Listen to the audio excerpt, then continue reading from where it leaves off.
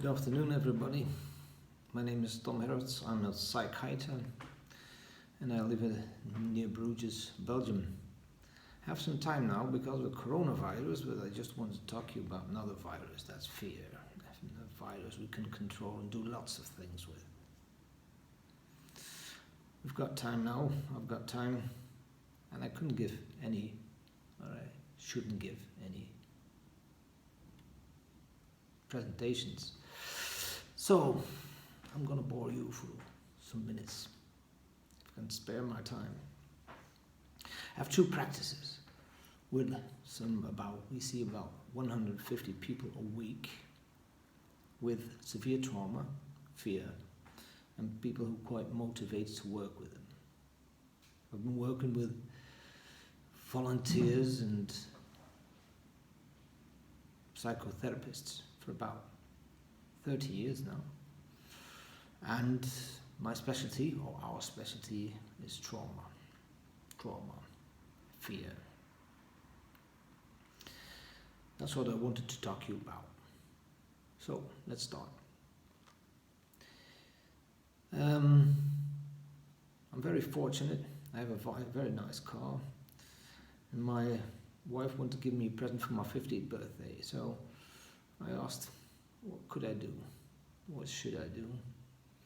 And in Belgium we can ask our number plate. And I said, well, let's challenge the authorities if I can put God on it. And it worked. Of course, she didn't tell me. She thought it was impossible not to do, and at my 50th birthday, there it was on my car. Unbelievable, but true. And I had a very boring title for my book. A book I might make in English. I'm busy. And maybe if you say, guys, well, okay, we're interested, I'll hurry up a little. But I'll explain something about it. And I had a very boring title. It was Physics of Fear. Physics of Fear. And my wife said, not a good title. But then we got viral on the internet with a Porsche with a number plate God on it. Now, the moment I got the plate, I said, good God, this is a very nice country. We can laugh with our king. Still our king has self-confidence. We can laugh with God. We can put it on a number plate and nobody's following me for that.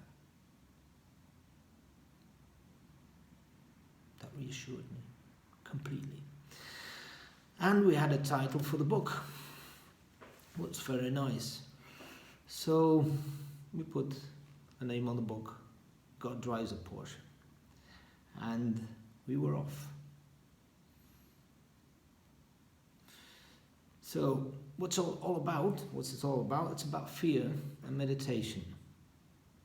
Let's say also cognitive behavioral therapy using sphere or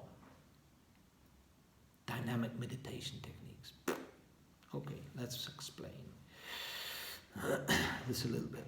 For me, meditation is about 4 things. It's not that easy because we're a very cognitive society. We think a lot and we think sometimes in a very spiritual way, and we think we're on the right track. But it's very difficult for us to feel, even to feel tension, to feel that we're afraid, to feel that we're angry, because most of us are dissociated, we call it in psychiatry. To tell it in other words, it's just numb or unaware of your tension, the tension in your body. But we should become aware, so that's the first thing in meditation. And we've seen the University of Oxford has studied a lot of meditation techniques and saw that the anxiety level went down and depressions relapsed less, far less. So it was good, and they gave it the name mindfulness. Nice. And mindfulness made us help people become aware of feeling tension. Not always, but it was a way, and it was a good way. Like the Dalai Lama said, well, if we have bad techniques, we'll get them investigated by the Western society and we throw them out. This man has guts. The second step is if you want to do something with tension, you cannot do it with your head, not with your thoughts. The more you say, I don't want to get angry, I don't want to get full of fear, I don't want to lose my control. You'll lose control, you'll get angry, I'm assure you that. But if you want to play with fear, play with anger, you have to do it with your body. Fear and anger come from the animals, our ancestors, and still have a part in our brain. So we have to play with it. And most people, when they enter our sessions, they are very unaware to feel, and certainly all of them think that they'll get rid of them by sitting down, doing nothing. Or maybe running. Okay, let's run. Do sports. In the end, fear goes up and will bite you and win. So the third step of meditation is, after feeling the tension, which is quite difficult, and getting people into body work, doing something with your body, and then doing it until they really relax, until they smile. They have a smile on their face. And the fourth step, that's typical, let's say, from cognitive behavior therapy, but certainly for when you use dynamic meditation techniques, you want to go into the fear without the pain, to reprogram it. Otherwise, it'll surely win. And I'll explain why. So, in psychiatry,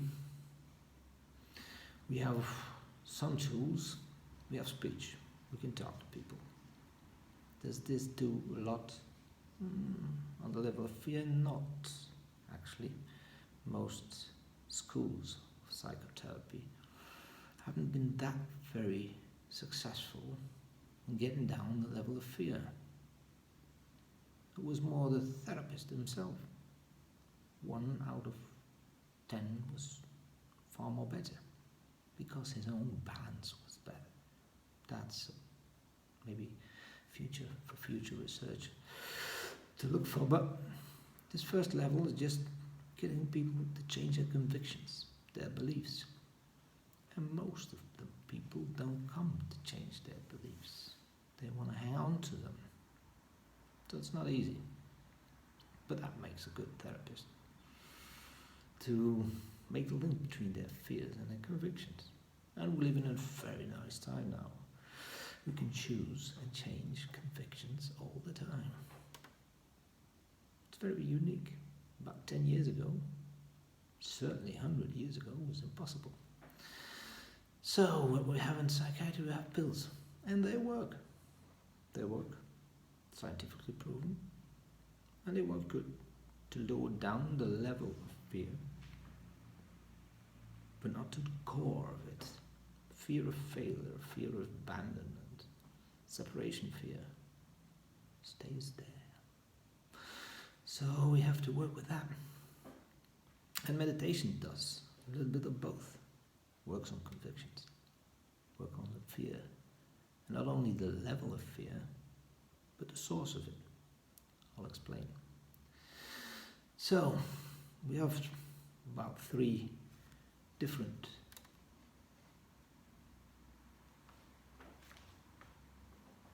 ways of looking to the brain. We have beliefs. We have our beliefs, our convictions. We have our emotions, and then we have the body. And a lot of people work on that, convictions. Your mind, your thinking, your ratio.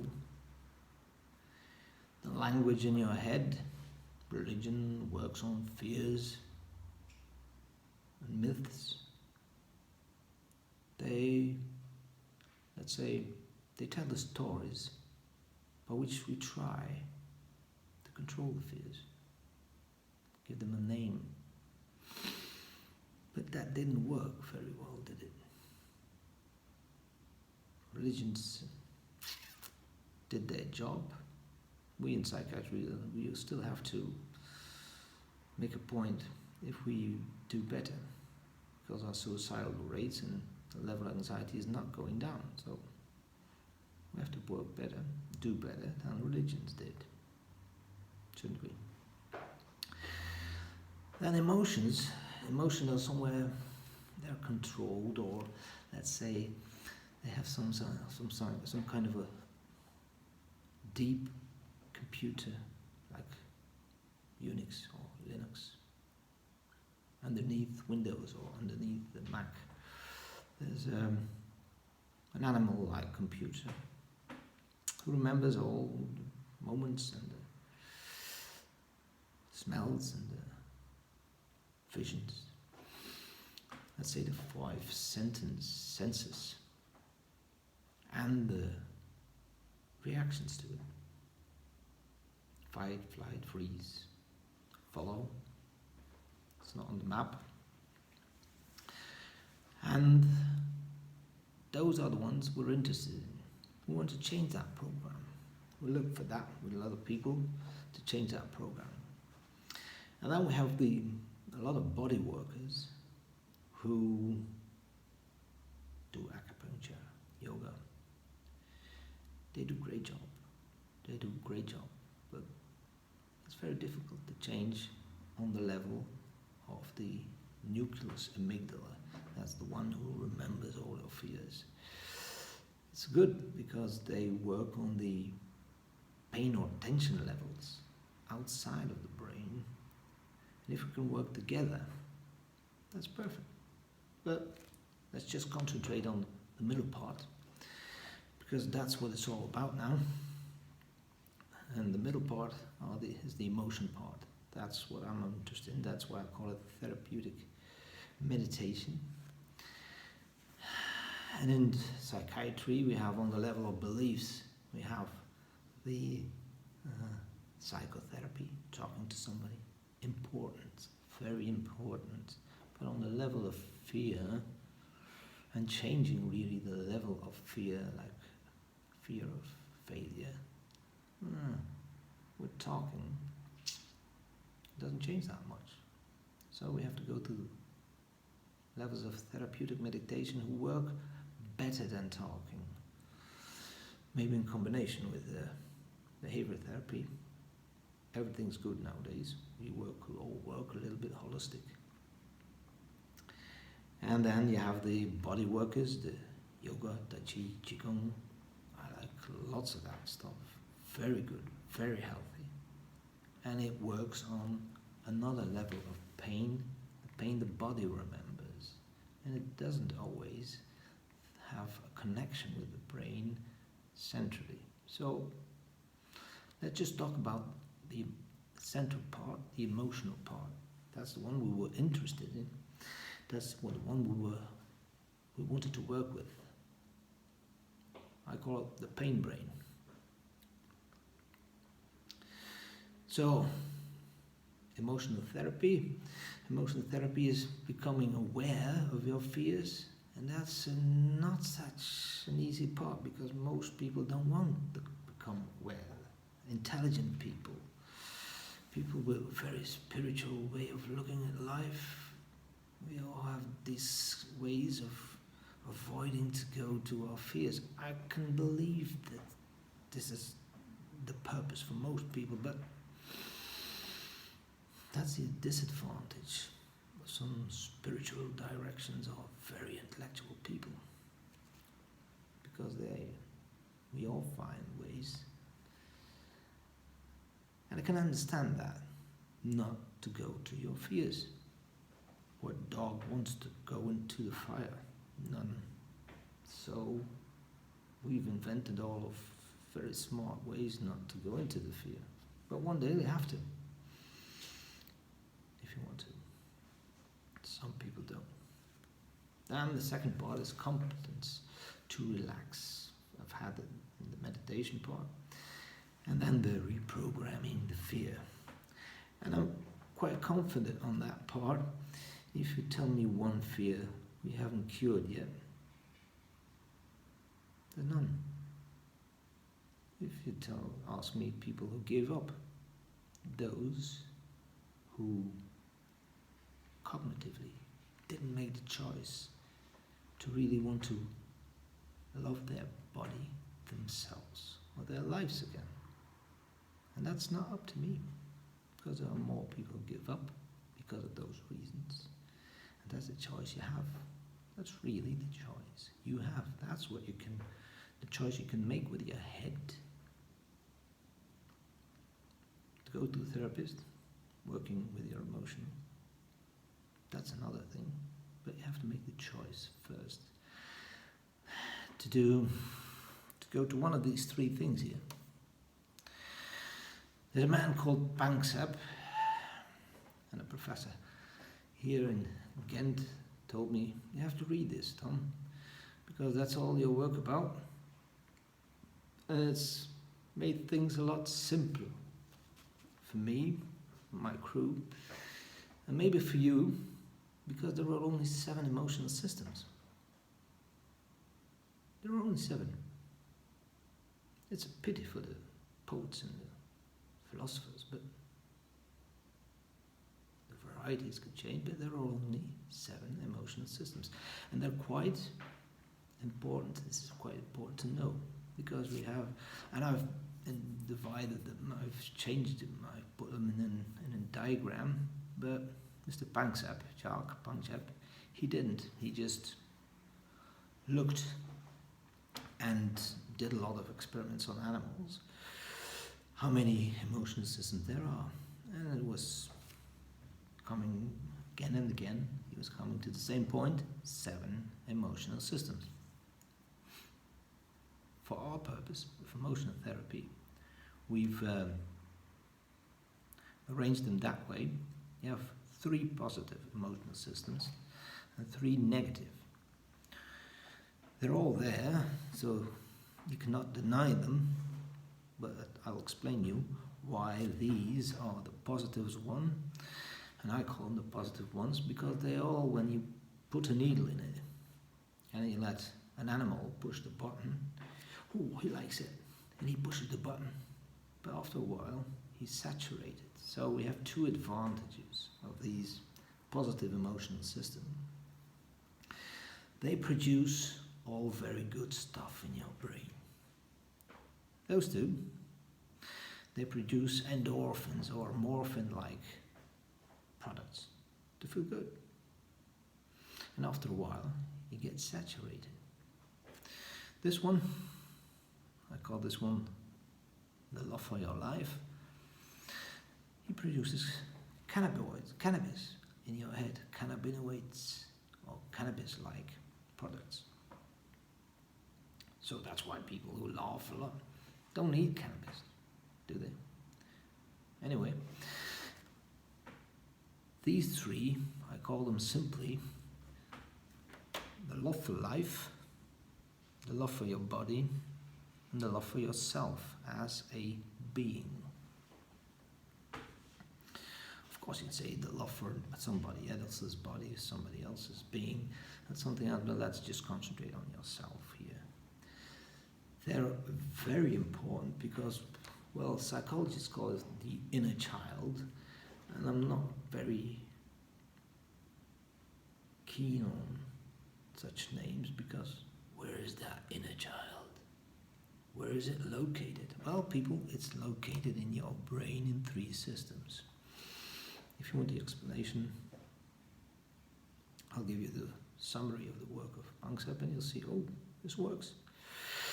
This is the inner child, or your inner goddess.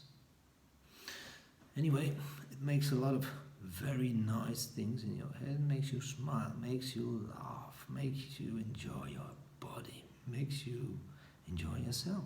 Look in the mirror and say, You're looking good. Now, there's a bit of a problem here with these three.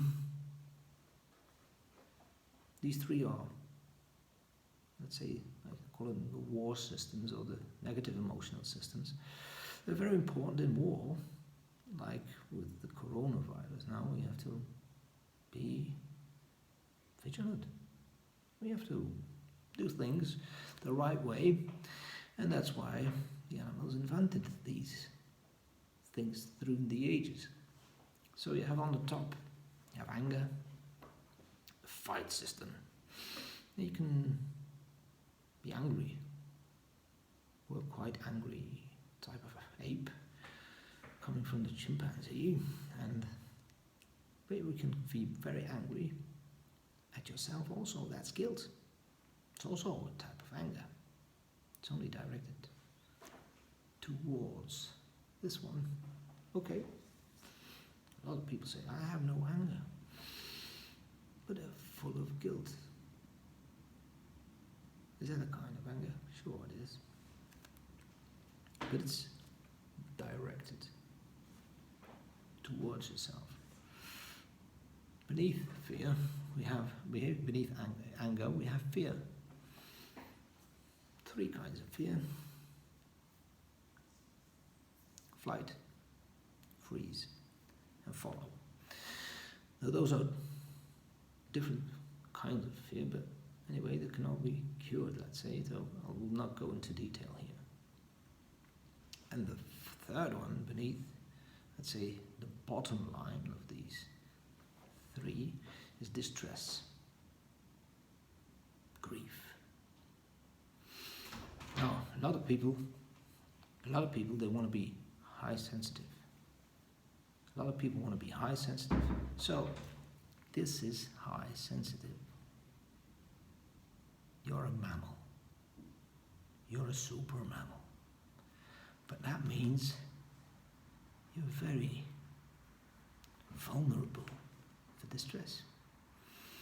Like real psychopaths they're about 5% of our population. And there's a man, I think James Fallon, who wrote a book about it, and he found out he was a psychopath. He had no empathy. But he did quite well because he had a very love-like youth, very good parents. But if you don't, or you're like a shark here, and not a lot of empathy, then distress is not your problem. But you can get a little bit socially handicapped. So hypersensitivity isn't this, but when you're full of distress, you can be full of anger, guilt, full of fear, and that's your responsibility to work with. You cannot change your genetic level of being a mammal, because you can change your stress axis or the HPA axis, and that's your job. So don't say, I'm hypersensitive. I cannot do anything about it. The genetic side you can. But these three are your responsibility to work with. Otherwise, it's given to your children. Because this system here, on top, that's the coordinator. He chooses for you. He makes choices for you, whether you will get angry, or flight, or freeze, or die inside because of distress. And he'll remember the situations by which you will be directly pushed into one of these emotions, because he has been learned by your parents how to react. So if your parents are full of fear for something, you get them for free. The mirrored neuron system is a very nice system, also developed by animals, and you don't always have to be traumatized to get fears. You just get them by loving your parents. Thank you, parents. It's your responsibility to do something about it, so you don't give it to your kids. And then we come to Darwin. If you want kids to survive, make a job of your fears. That's my point of view, but anyway.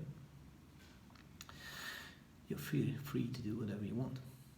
Why do I call them this negative emotional system? Because they don't produce very nice things. Okay, they produce adrenaline in your blood and makes you grow old like amphetamines do.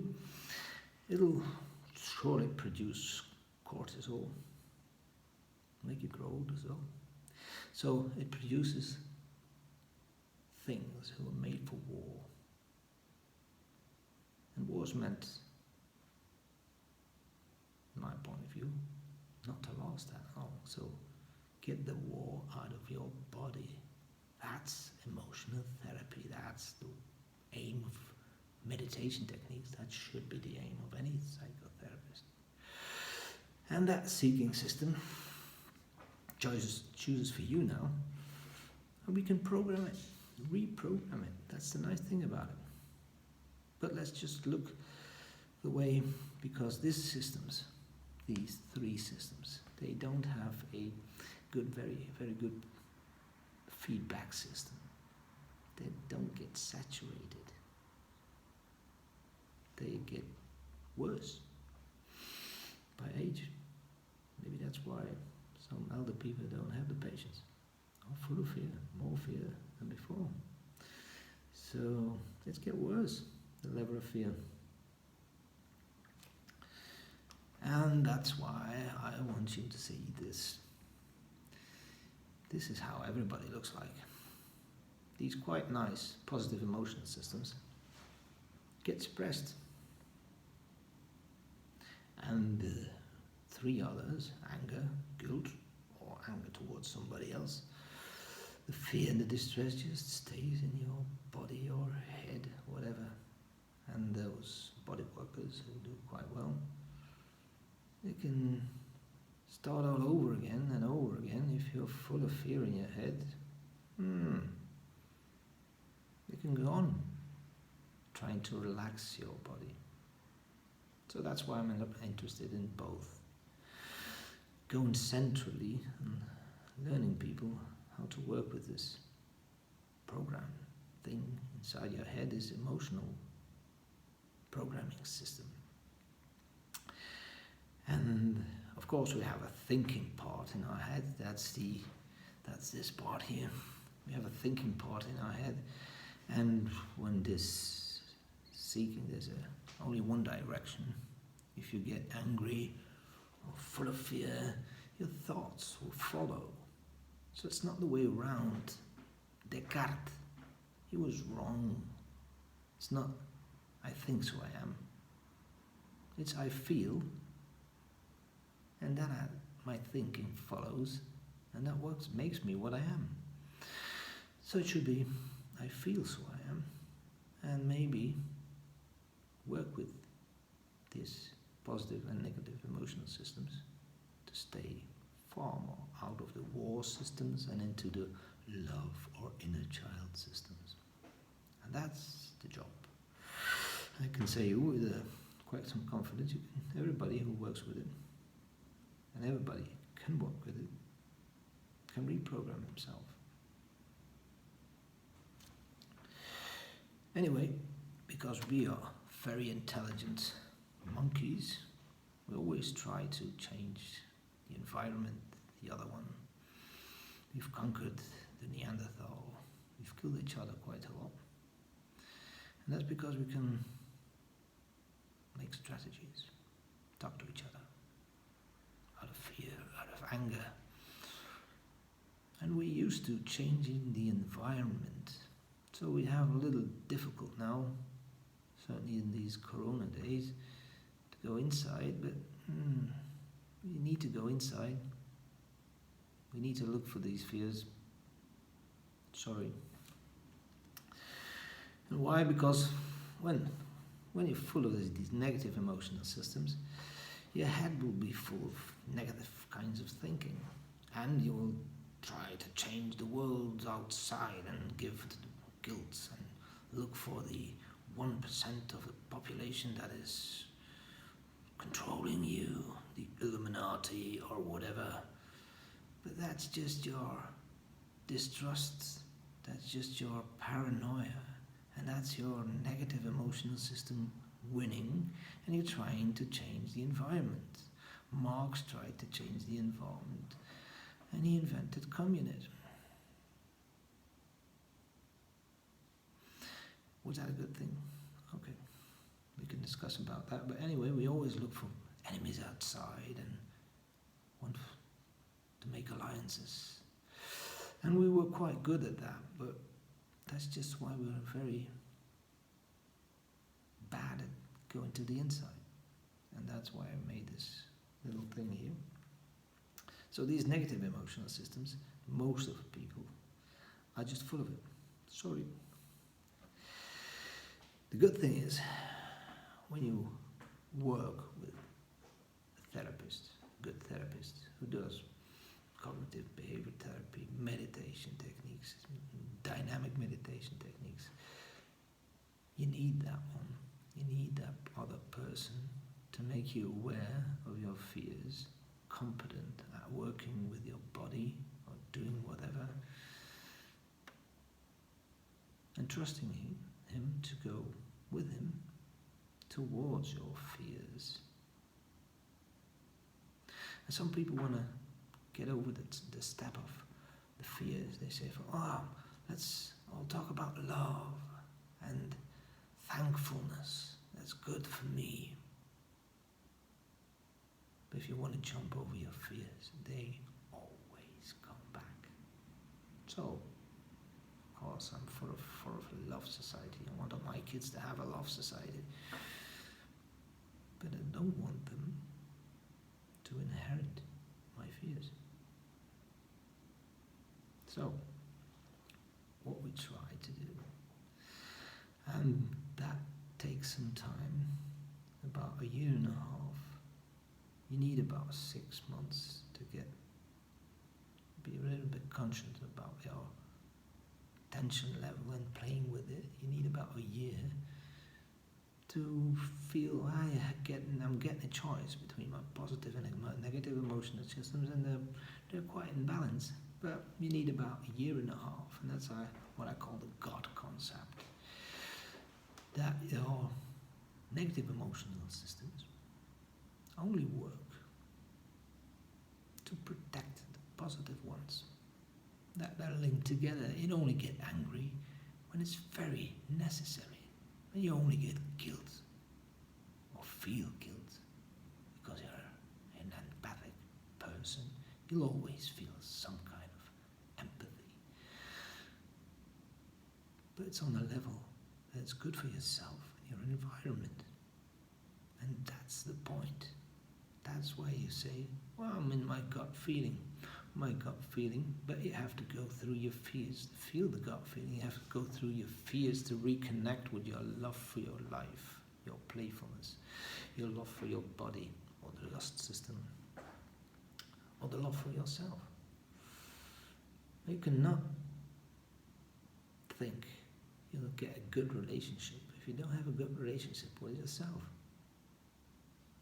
That's the simple rule in relational therapy. I'm a system therapist also, and that's a simple rule. If you don't love yourself, you'll not get into a good relationship, because you will try to fill in your gaps with the other ones, strength or whatever. So, creativity and passion, if you want it, you need to play with your body to get from the negative emotional systems to the positive ones, and master that. Lots of people say, how can you master it? Well, we'll try it with chemics, we try it with alcohol. In about 10 seconds, you're full of love for yourself. if you drink 2 or 3 whiskies, you feel good again. Oh yeah, it's chemical, so after it's worked out, you'll be full of fear, full of distress, more angry than before. But it works. It doesn't work physiologically, neurophysiologically. That's where the part of meditation comes in. Very important part. What's also important, so we have this negative thinking in our head who follows the fear, or the anger, or the distress. And when it's going up a level, your body will follow. Your gut will be full of unpleasant feelings. Your stomach, your heart, your lungs, your head, headache, tension in your body, muscle aches. But then they go away again and they come back. That's fear. Sorry, this is fear.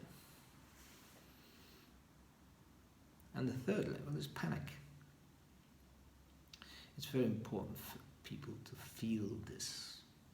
And we're very good at denial. But if you don't feel it, you cannot change it. And we wait until we're in that level. And panic means that let's say the tension in your body is coming back every day. You can't sleep at night anymore. And it's every day like that. You have the muscle aches, and it's every day like that. That's what I call panic. It's becoming chronic.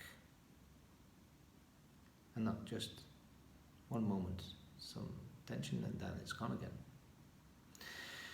And this is very important, because if you stay in that level, you'll get psychotic one day, because that's a level up, this level, or you get depressed or burned out, or whatever new word they think, or your brain get too high or too low in function. It's all the same. But the next point is very important for me. So that's the three kinds of fear. You cannot cure with medication. With medication you can lower down the anxiety system. You can, with let's say cannabis, you can lower down your level of fear. But when it's worked out, will you have more confidence? Will you have lost your grief period or got rid of it? No, not at all. So that's why these three things are important for me. We've invented some fears that animals don't have, or in very low levels. Chimpanzee has some of it, but it's quite doable. And in balance, we've cultivated three kinds of fears that, for me, you're responsible for and should work with. Otherwise, you'll just give them to your kids. And we want to go to a love society. So, help them a little bit. Fear of failure. Fear of separation. Fear of change, fear of death, fear of illness, fear for corona, which is very important. If you want to be practical, you have to do something here. We'll stay at home. But these three can take you up to a level that you have to go every day to go shop and get toilet paper, tons of it, and push all your money into it, something to control them. We like to control them, but they control you. So for me it's very important that you become aware of them and give them a name so you can get rid of them one day or another. with the help of a therapist or a good therapist or a good coach. But give them a name: fear of failure, separation fear, fear of change, fear of death.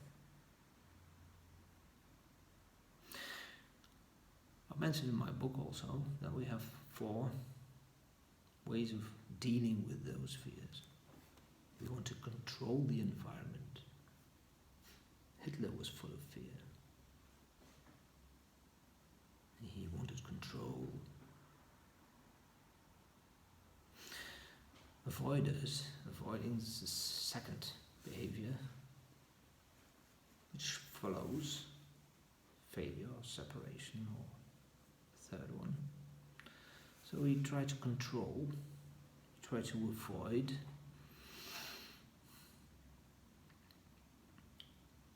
We try to comfort the other one. And that's about it. We try with our intelligence to avoid control, or also being perfect in something is also a kind of control. And they're all futile. They make you eat your energy. These 3 level up your stress and eat your energy. And the 4 behaviors: control.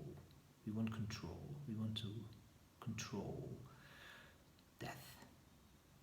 You cannot control death. It's the only thing that is certain in life. There's no certainty. Only that you'll die. All the other ways of control are futile and take a lot of energy and money. So, avoiding, controlling, trying to be a perfectionist, or trying to control the other one, they're all futile and take up all your energy. Anyway, everybody, you, me, we're all responsible for this one, this HPA axis, and he's driven in the fight or flight system by your 3 negative emotional systems. Play with them. Otherwise they play with you. And we need to go to this rest system.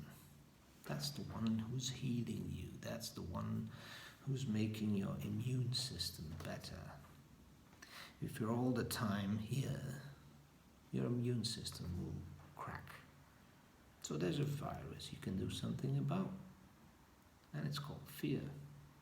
The more you lose it, the more you play with it, the more you go back to the smile. Like the Buddhists. They invented the smiley. They invented the statues with the big smile. And that's everybody's responsibility. It's not up to somebody outside of us to make us smile. It's your responsibility. How do you do it? I don't care.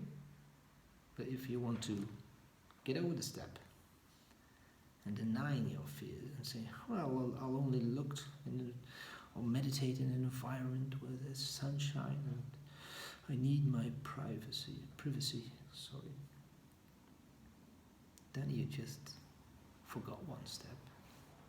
Or you will not be able to have some rest or inner peace because you forgot to go into your fears in a nice way, in a good way, and without pain. And that's the thing. Just think about it. Just think about it. And think about those 3. Those 3 are your responsibility. And that's the end for me now. See you. And maybe one day, if you want it, guys, I'll end the book in English. Give some response, please. Thank you.